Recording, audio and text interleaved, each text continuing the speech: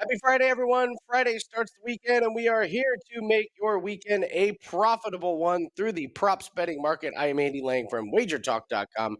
Joining me, as always, my fellow prop masters, Andrew McGinnis from WagerTalk.com, Matt Josephs from SportsMemo.com. We're breaking down more NFL receivers, a couple tight ends that masquerade.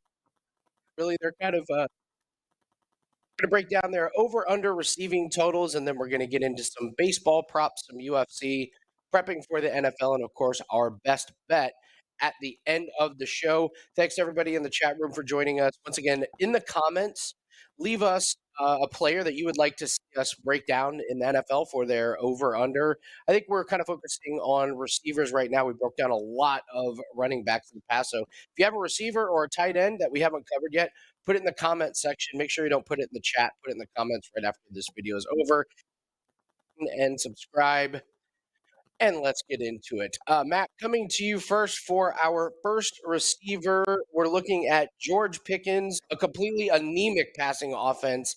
Last year, the books have his over under receiving total at 750 and a half yards. Seems a little bit low to me. How do you break down George Pickens, and what do you expect from him this year? So I think it's rather interesting when you look at George Pickens. Obviously, his number last year, he would have gone over this because he had 801 yards receiving. The interesting thing was he only did on 52 receptions. So basically, he lived last year off the deep pass. And if you consistently played his longest reception over, you probably won on a week-to-week basis. The question is, when you look at this year's offense and you see a lot of the same guys back in the wide receiver room, is he going to have the same role, or is he going to take a step up in year two in this system? Deontay Johnson is going to be pretty solid. He's going to soak up a lot of receptions. They picked up Allen Robinson, but I mean, who knows what you're going to get from Allen Robinson? And then, of course, there's Pat Freiermuth, who I think is going to take a leap in his progression as well. You look at the running backs. Obviously, Najee Harris is a decent PPR guy. Jalen Warren caught some passes, so there's a lot of mouths to feed when you look at this guy here. I think he's going to make the improvement. But you wonder why the book set the number lower than it was last year. I'll be looking on a week-to-week basis, maybe at the longest reception over once again for this guy. He's not a receptions over type of guy, so this is probably not one of the numbers I will play, but it's kind of weird that he went over this number last year and they're setting it lower with everybody back in the same system once again. Andrew, coming to you, George Pickens, 750 and a half yards. Matt thinks it's a touch too low. Where do you stand on this number? Well, I mean, you guys both said it. I thought it was pretty interesting. This number was what it was since what we saw last year. And I think it's going to get better as he moves on. I think each year is going to improve, putting up the best yards per catch numbers on average since 2019 as a Pittsburgh Steeler. To me, we're talking about some guys that they picked up and the guys around him, including Deontay Johnson. Can that be competition? But as Matt said, if his role changes, that could make things a little bit different. But as for now, he's a go route, deep route type of guy. And if that's the case, nothing will change. He'll only improve. And if they're still looking for him downfield, I don't think any additions to the team will hurt his success. In fact, I believe that will help him even more. I think sometimes in football, that's overcomplicated. People look at that and think, well, this person was brought to the team, so it's going to take more reps away from this guy. Sure, that could be the case sometimes, but I also believe that the more guys around, that means more distractions from hitting Pickens downfield. So, look, I am a little bit curious about this number here, but you talked about it right when you brought this pick in here, Andy. This offense was nothing to brag about last year, that's for sure. But when you've got a guy like this, and Matt talked about it, he's not really a receptions guy. He's more so a longest catch type of guy, or just betting his yards per game. But I'm looking at the over in this one. I expect a good year from him, and I don't think there's a lot of competition on the team for us to be worried about. Part of me thinks that might be why the number is what it is. People worried about kind of the guys around him getting some of those touches and taking time away from him. I'm with you guys. This kind of falls into the category, not so much AJ Brown. AJ Brown was the number that I was stunned was so low, but I'm with you. I'm struggling to see what the books are seeing to make this number so low. It's almost like for whatever reason they're baking in an injury into this number. But I don't want to go over everything you guys said, but I get why.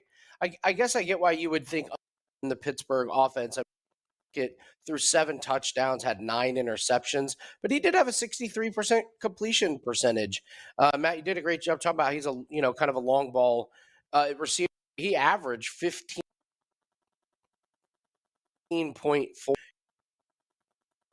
yards a catch. Get out to So this was a really, really he was different for the entire audience. He was absolutely the long ball. I think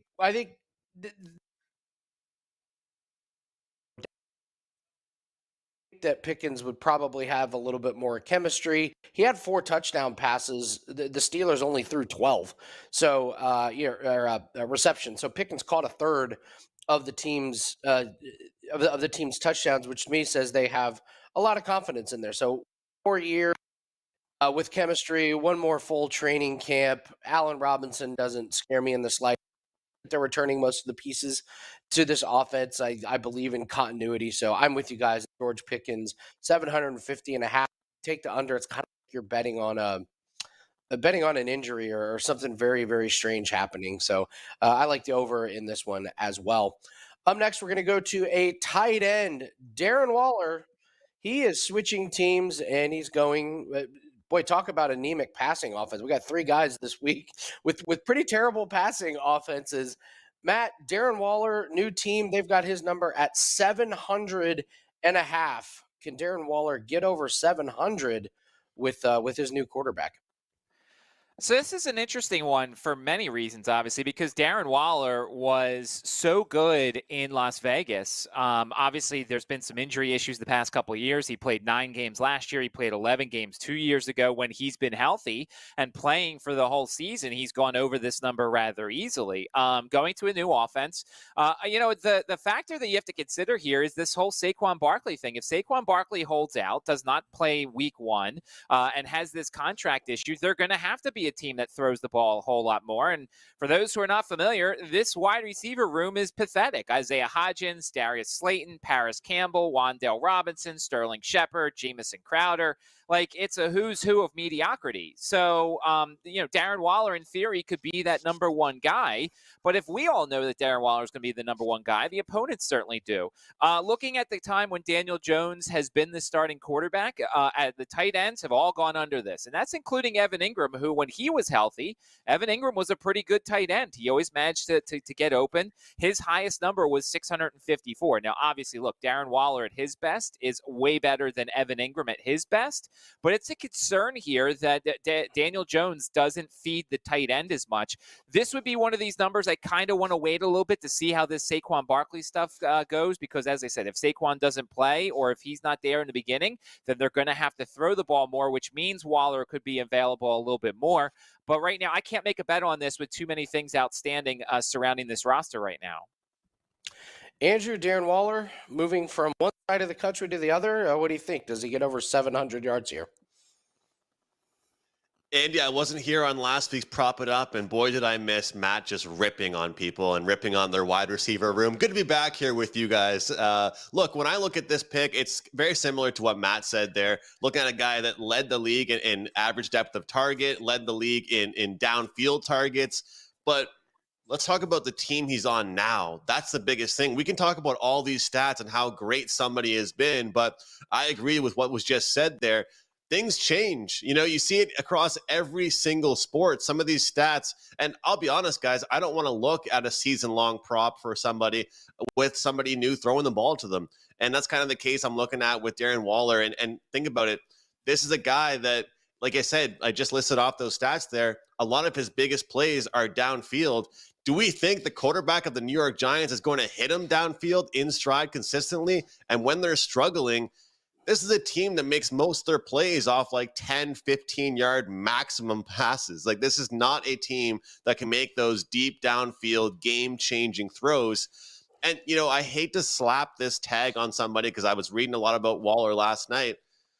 He hasn't been the same guy in a couple years, really. I mean, do you remember the hype that this guy had a few years ago? And now we're talking about him here. They pick him up because they thought he was the best option out there. He's a tight end, but he's better than some of the wide receivers that were available. And there's injury problems.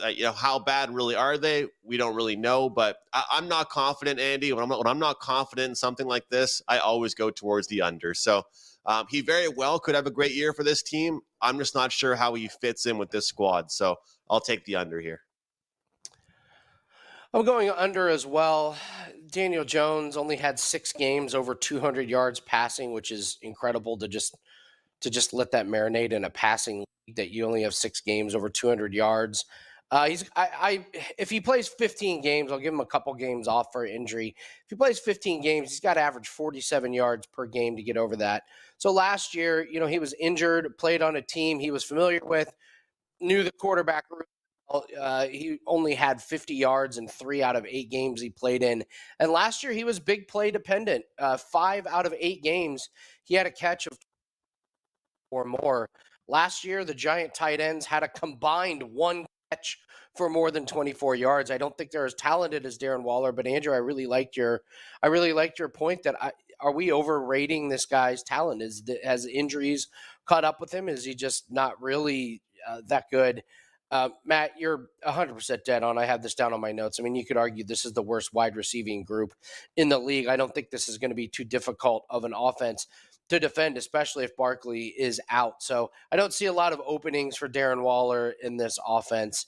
I think it would take a lot for him to get over the 700.5 yards. So I'm going to take the under as well. Speaking of other tight ends that disappoint in fantasy football leagues, Kyle Pitts comes in with all the hype in the world, and just if you've drafted him in fantasy football, you know how tough it's been and pulling your hair out. And Kyle Pitts is down to 700.5 yards for his over under this season. Matt, is this the year Kyle Pitts finally gets off the schneid? Is this where he becomes the elite, amazing tight end with all the great stats? 700 yards. It feels low for a guy with his talent, but I'm sure you're going to touch on how anemic this passing offense is as well. I mean, Arthur Smith was the guy. They're down like 20 points last year, and they're still running the ball like they have a shot. So, it doesn't inspire much confidence. If you had told me maybe there was a big-time coaching change, if there was a stylistic change, and here's the other thing, when you look at these young quarterbacks, with Desmond Ridder going to be the starter there, usually they rely on their tight end. Usually it's one of those things where the tight end gets a lot of catches and is the security blanket for the younger quarterbacks, and it's not the case here.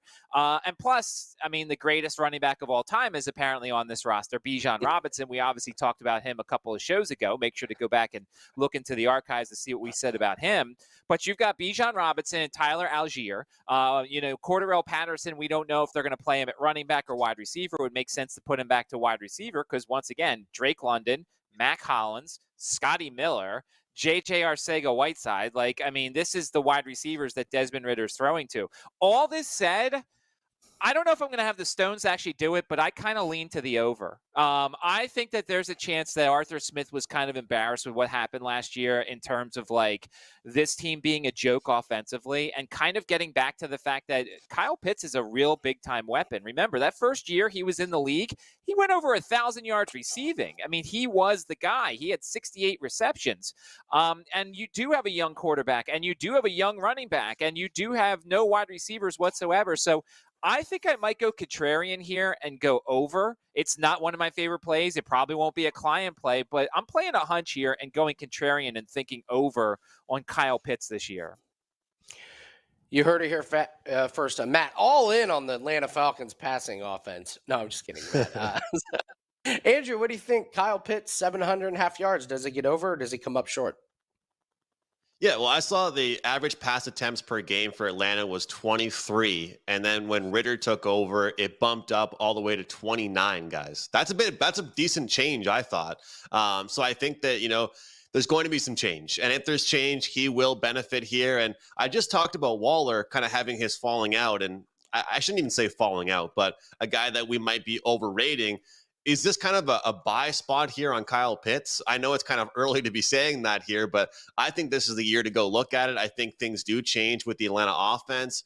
Everything I'm reading sees is going to be a little more explosive. They're going to look downfield, going to throw the ball a lot more and get the ball in this guy's hands. And let's be honest here, he still was targeted a decent amount.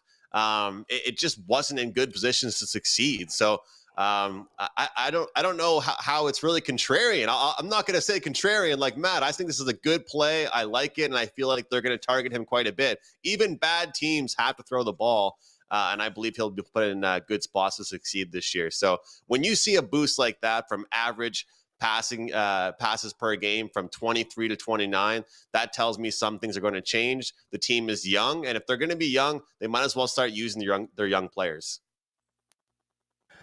Andrew, I agree. Bad teams have to throw the ball. It doesn't mean they can complete them. It doesn't mean they can complete them for a long completion. Desmond Ritter averaged 6.2 yards a completion in 73 completions last year. I know Marcus Mariota was there, but over the year, Drake London and Kyle Pitts had they were both in the top 10 of most overthrown or underthrown balls towards them. I just don't think Desmond Ritter's that big of an upgrade over Marcus Mariota. I know Mariota wasn't setting the world on fire, but I don't think Ritter is the answer at this. It's a running team, no doubt about it. Drake London is going to be their number one target in the passing game. I just don't think they pass the ball a lot. When they do, I think the other thing, the defenses just aren't going to be too worried about deep shots. I think this is going to be, I think secondaries are going to play them pretty close to the line of scrimmage. They're going to force Ritter to try and make some of those deep throws that I don't think he can make. I think this is another frustrating year. I think this could be just a situation where Kyle Pitts just got drafted to the wrong team with the wrong quarterbacks and the wrong system. I mean, he's not even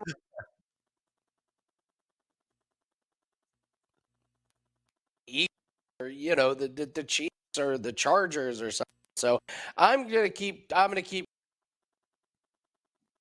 fading Kyle Pickens 700.5. So George Pickens, I think we all kind of George Pickens on the over a little bit. Darren Waller, maybe lean a little bit under, but that's a tough one. And then Kyle Pitts, I think we might be a little bit split. We've got Hey, an Andy. under and yes. All right, so I'll throw this out there. All three of these guys have their number at 4.5 receiving touchdowns. Who are you most confidently going over, and who are you most confidently going under? So let's start with you, Andrew. Who you go most confidently over 4.5, and who's most confidently under 4.5 receiving touchdowns? Over 4.5, I'll say George Pickens. Under, I will say Waller. Exact same for me. I think Pickens has a really nice touchdown year. I think just one more year in that system, learning how to go up and grab those jump balls. I love the over for Pickens. And then Waller, he's never been a big, consistent touchdown guy, and especially with the Giants. I think that's an easy under on that one. What about you, Matt? Yeah. Yeah. So, I mean, Waller had 3 touchdowns last year. He had 2 the year before. Of course, he wasn't healthy. It's funny because as good of a wide receiver as he is, because I like to consider him a wide receiver more than a tight end. He only went over 4.5 once, which is pretty crazy to think about. But then again, look at his quarterback play there. I would agree with you guys. I think Pickens is the easiest over of the 3, and then Waller is the under of the 3 of them, only because he's not as good of a red zone guy as I thought he was. I think Pickens is going to be a great fantasy guy. Like if you're setting daily fantasy lineups, or you're a fantasy football player, I think Pickens is going to be a good end zone target. Going to make a lot of big plays. Good for PPR. But as far as this number, like I said, I wasn't 100% on it, but I do think he's going to be a dangerous threat in the red zone. Great stuff, guys. Everyone in the chat, if you want to see us break down a player, leave it in the comments section below. I believe we're still going to focus on one more week of wide receivers, and then we'll take a look at another category. I'm sure we'll start jumping into the quarterbacks here soon. Let's jump into a few more topics. Matt, college football. You've got some notes, and I'm sure you've been doing a lot of research, so bring us up to speed. What have you kind of been finding and studying for the college football season coming up? Yeah, looking forward to it. A lot of the research is going to start coming out for the Gold Sheet. Looking forward to that. Thoughts, at least, on almost every win total in America for the FBS teams, and certainly you can find my video up there that I did with Eric Pauly on some of the teams I like, and my long shot sleeper for the Heisman. But it's interesting. First off, the Sun Belt is going to have a tremendous year this year. There are so many good teams in the Sun Belt, and there are a bunch of. You could definitely find some value if you're one of those those people who bets on who wins divisions, who's going to win the conference. We'll have that stuff coming up a little bit later on as well. I'll tell you the thing that it's very interesting so far, because I basically look at the four big sports books: Caesar, BetMGM, FanDuel, and DraftKings. There is a lot of disparity when it comes to juices and win total numbers. There's one team, and I lost it for a second, whose win total actually is 5.5, 6, and 6.5 in three different books. So it's the one thing that we continue to tell you when it comes to sports books, and I'm sure a lot of you are tired of hearing it. Make sure to have a bunch of different options, because for a lot of these, half a win is huge. It either gives you a chance to win, or it gives you a chance to push on an even number, or take the under if you think that an under is in play. So make sure to have a bunch of different options. And basically, look, for those who have not watched the shows, for me, my process is basically just doing my research and then doing as much as possible before even looking at the numbers. I don't want to let the market influence my numbers. There's one MAC team I really like a lot more than the market, so we'll start putting that out soon. The MAC's going to have another good year this year, but mostly I've done a lot of the group of five. The Conference USA is going to be brutal this year. Conference USA is an absolute disaster, but Liberty has one of the easiest schedules in the country. So a lot of this stuff is going to come out soon for the Gold Sheet. Looking forward to providing a lot of analysis for them, but make sure to have a lot of options, because the numbers and juices are drastically different amongst some of the sports books. From Matt Joseph, sportsmemo.com. Absolutely love his offseason college football. Matt, real quick, tell everyone where we can find you at, what you have up. I believe you have a video up promoting some things. So just tell everyone where you're at and what you have for this weekend. Yeah, sportsmemo.com is where you can find me. Number one in college football the last 3 seasons, up over 150 units. That's better than everybody on Sports Memo and WagerTalk. So you can get a promo up on the website for half off for the upcoming college football season. One note, one caveat: some books don't do team totals. I do a lot of team totals. That's actually a lot of the majority of my plays. There's first quarter plays, first half plays. So make sure your book offers you a wide menu, because I just do more than just the sides and totals and things like that. And then look, baseball's getting underway. A lot of bad weather on the East Coast. So if you're handicapping the games for baseball tonight, weather could be a massive issue for the teams on the East Coast. So make sure you're paying attention to that. Great work, Matt Joseph, sportsmemo.com. Can't wait to get into college football season and bring in more of those profits. I'm going to go over some UFC plays. I have a promo code that is up right now on wagertalk.com. Andy3. We do this every Friday. ANDY3 for $39 up right now, and we will have baseball throughout the as well as golf. We got the Scottish Open that's going on right now, so a lot of good stuff for this weekend. Couple of things in UFC. Andrew, we have an OnlyFans fade alert. I talked about Talk World to this on Wager a couple weeks ago. You fade fighters, female fighters who are towards the end of the career that have an OnlyFans account. It means they're about done with their career, they're wrapping it up, moving on to the next phase. And we have Ashley Evans Smith, who's fought 8 times in like 9 years. She failed a drug test. She's had an injury. She's got out of the octagon personal injuries. She's kind of a mess personally, to cut to the chase. And she has an OnlyFans page. She's fighting Eileen Perez, who's fights like a pit bull, man. Pushes forward, pushes up against the fence. She's hungry. She's looking to make a name for herself in the UFC. She's minus 215. I think you can look towards parlaying her with some fights to not go the distance. Originally, we had 3 fights that were just like no-brainers to not go the distance. The Walt Harris fight got canceled, but there is a fighter, Atman Azaitar. None of his fights distance. His entire career, he's only had 1 fight go the distance. His last 7 fights have ended in knockouts. He's fighting Prado. That fight is going to be a banger. No shot that one goes the distance. And then Terrence McKinney is fighting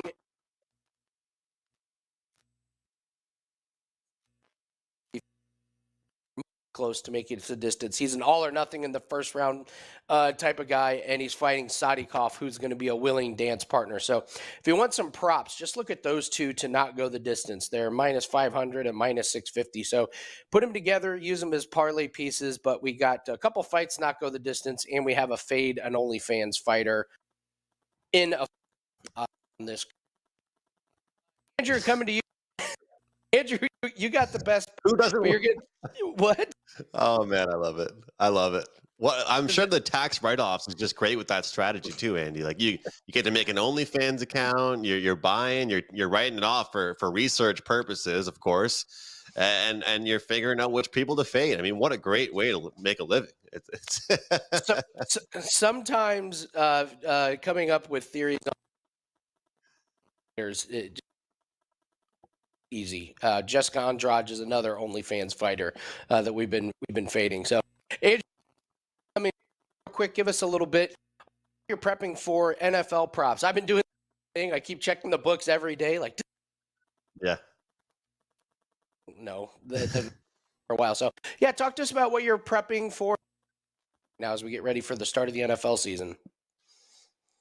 Well, of course, we've been speaking about it here on the show each Friday, and there's different examples that we've been looking for, whether it's been injuries, players changing teams, or different coaching staffs. All of these things kind of come into play. But one of the main things I wanted to mention was that, looking at a player, we talked about with Waller, right? Looking at a player when they go into a new system, when they're on a new team, you look across the board when there's a new coach. Be cautious. I always tell people not to overthink things and keep things simple, But as far as this week 1, week 2, week 3 type of stuff is concerned, be careful with thinking that a player is going to be the same guy he was last year in this new year under a new coach or a new player. It's something that I've learned over the last few years, not just in the NFL, but across other sports as well, but mainly in the NFL when betting props, is that you do not know what a different offense is going to be under a different coach. You do not know if a guy is going to be the same guy, better or worse, when he goes to a new team. So I'm looking forward to taking advantage of some of these spots, betting unders on guys that have their number a little bit too high when they're on a new team, and kind of fading them as they kind of work their way into the offense. And also, I really am a big believer. I know we're sitting here talking right now in July, so obviously there's still a little time before an NFL game is played, but I'm a big believer in receptions over yards early in the season. Even though there could be some big games, could be some really talented teams playing that we know how great they can be, I'm a huge receptions guy. I think the first quarter and a half of the game, it's all about establishing chemistry with your receivers. We always say nothing replicates gameplay. Practice you can't. Preseason has been garbage the past few years in the NFL. The only thing that's good for is betting and making money. But you cannot replicate actual gameplay in the NFL. So I always look towards receptions versus the yards. But really, I just want to tell people, be careful with the changes, new coaches, new QB1s, there's a lot of new things that happen in the offseason. So you might be aggressive in week 1 with your props, but be careful with change is my biggest point here, Andy. Andrew, we're getting ready to go to the best bet in the CFL, but we have to take a look at the Edmonton Elks last night. And, I said this was the week that maybe they could win, and they were playing good. Happened. So if we could take a look at the interception, oh God, oh my God. I mean, it's just just eat the play, take the sack, please. Just take the sack. Dude, don't throw it with your left. Right to the other team. Okay. So yes, that is the Edmonton Elks. They're the worst team in this CFL by far. They have coaching, quarterback. They have all kinds of issues. So, but Andrew, your best bet is in the CFL. So tell us where we can find you, what you have up for this weekend, and what's our best bet. Yeah, I've actually got a best bet up for tonight's CFL game. I'm on a big best bet run, 16-8 run here for plus 32 units. As well, I'll be involved in the UFC on Saturday, just like you, Andy. And baseball's back. I actually have 2 underdogs I like in today's card. But for the most part, I'm sticking to team totals. I really like the approach with team totals, taking one team completely out of the picture. And guys, feel free to check out our season-long CFL preview. It's still up there. I believe you can still benefit from it and learn about some of these teams, learn about the players, and what I think that people can do to make some money betting Canadian football. As I know college is around the corner, NFL is around the corner, but you can definitely cash some tickets with the CFL. I'm going to go to the quarterback, Andy, of the Montreal Alouettes. He plays tonight. His name is Cody Fajardo. We're going over 258.5 passing yards. He has hit this number in 3 of his last 4 games on the season, 3 of the 4 games they've played on the season. Their last 2 games have been really tough against 2 of the league's best, Winnipeg Blue Bombers and the BC Lions. A very, very tough road trip out there in the West Coast. Now they head back east. They're playing the Toronto Argos, and the Argos, some of them power ranked to be the number 1 team, but I'd argue their defense has slipped. A lot of the reasons they're having such success is because of their offense. People might not realize this, but besides the Elks that we just mentioned, the Argos are right there in the bottom of the league as far as the amount of deep passes they allow per game. Cody Fajardo and head coach Jason Moss will exploit that and keep on racking up these passing yards. Look for Fajardo to go over 258 passing yards. This is available on most sports books that we often reference here on Wager Talk. So head to your sports book. If you don't want to bet the game, side or total, join me on this prop here. Cody Fajardo over on his passing yards. Let's cash that ticket. You can find Matt Josephs at sportsmemo.com and Andrew McGinnis and myself at wagertalk.com. Good luck on all your bets this weekend. Let's have a profitable one, and we will see everyone next week on Prop It Up.